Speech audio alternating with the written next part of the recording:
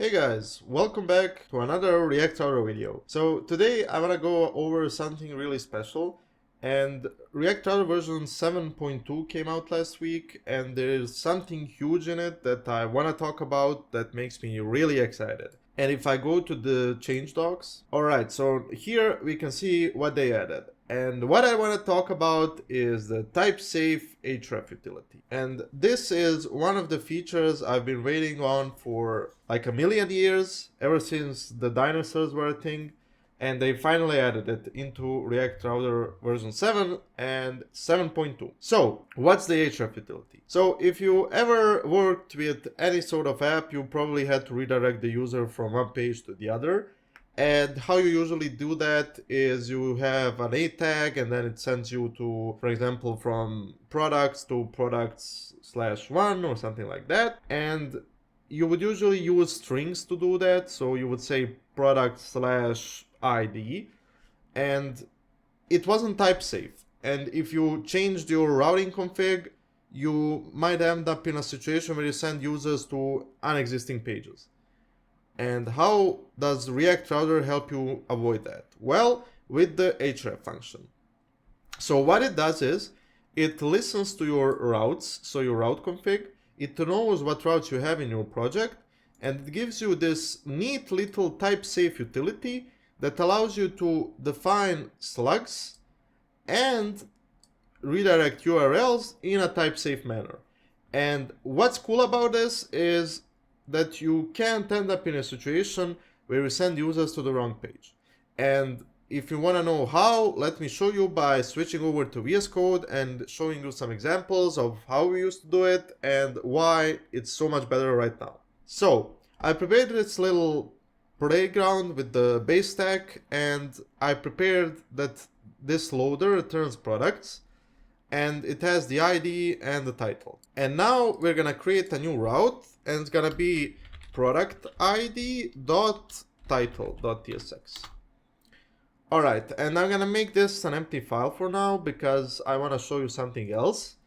And here in the index.tsx, so usually how you did this before was in two ways. You would either use third-party libraries that help you achieve this with a similar approach, but not built into React Router, or you would do something like this. So you would have a routes object, and here you would define all the routes in your project. So for example, product ID and stuff like this. So let's say this product title, we want to redirect to product ID title.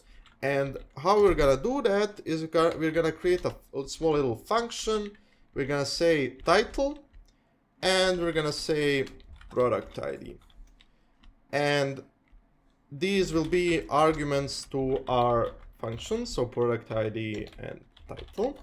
And you would have this object, you would probably then freeze it, something like object freeze, so nobody can modify it. And then you would do something like this. So let's say we want to create a product links array, so we can link to products. So for example, we're gonna create a products links, and we're gonna map over the products, and we're not gonna do it like this, but we're gonna do routes.product title, and excuse my naming of it, I'm just giving you an example here. And now we have our product links, and alright, so this is kind of type safe, but not really. We define the name of the route here, or rather the segments in the URL.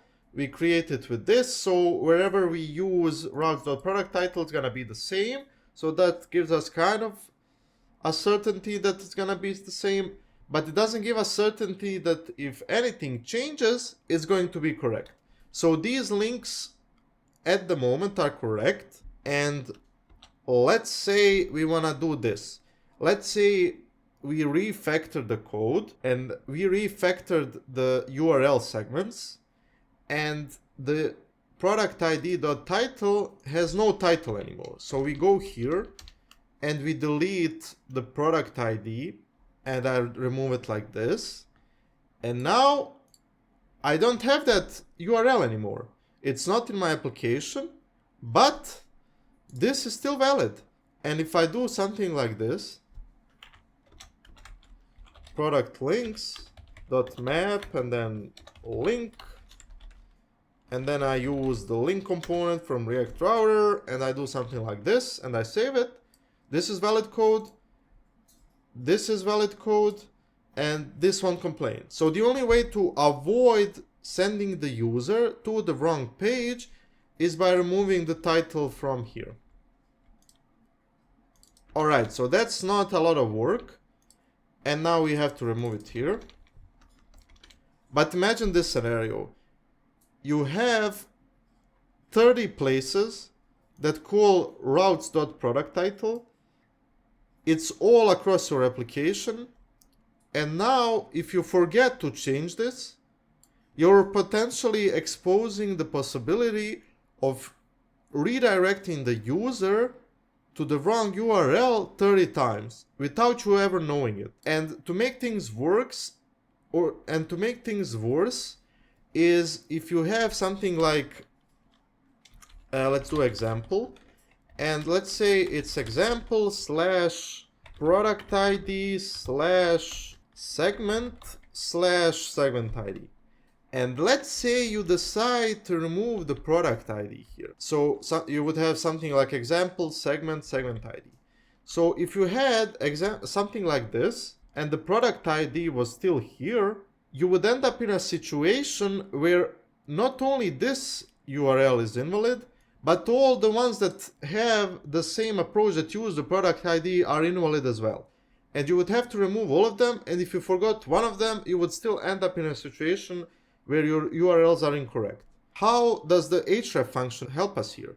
Well, let's go back to the example with the title. So we're gonna rename this file again. So we're gonna do productid.title.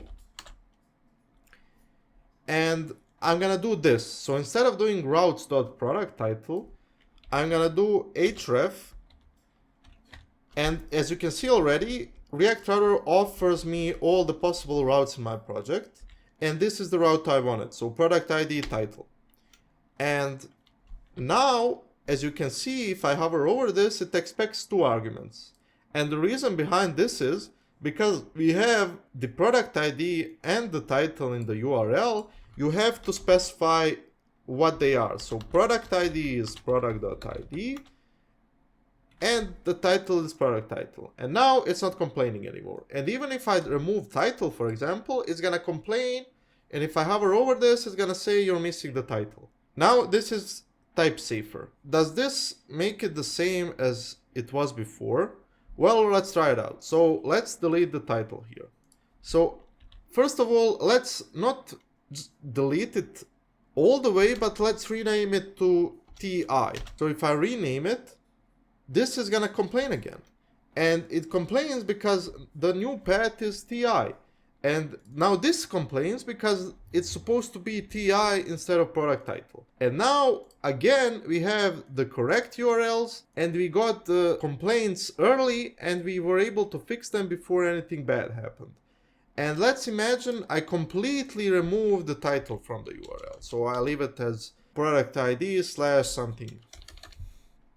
So now this complains that the title is not a known property, which means it doesn't exist in this href function anymore, so we delete it.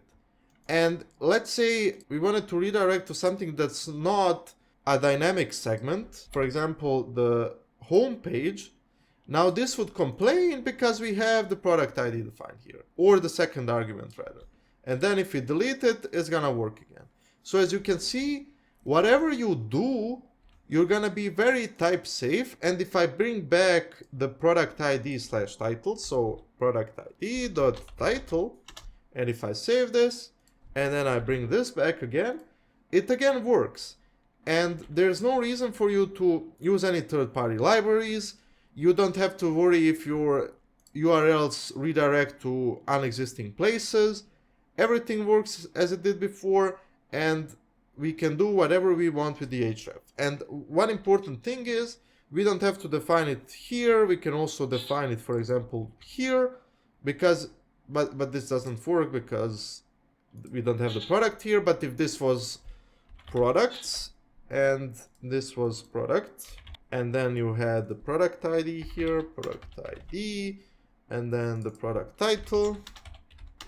So if we had this and I remove this, this would still be valid code and this would work. And then if you wanted to do something in the loader as well, so for example in the loader you wanted to do something like this, you would still be able to, because href does not depend on the client or on the server. It can be used across both, so you can use it wherever you want, and you just get type safety for free, and I think this is beyond awesome. I hope you learned something new today. If you liked the video, consider liking it, comment down below if you have any questions or thoughts or opinions, whatever, share it with others, and thank you for watching. See you in the next one. Bye!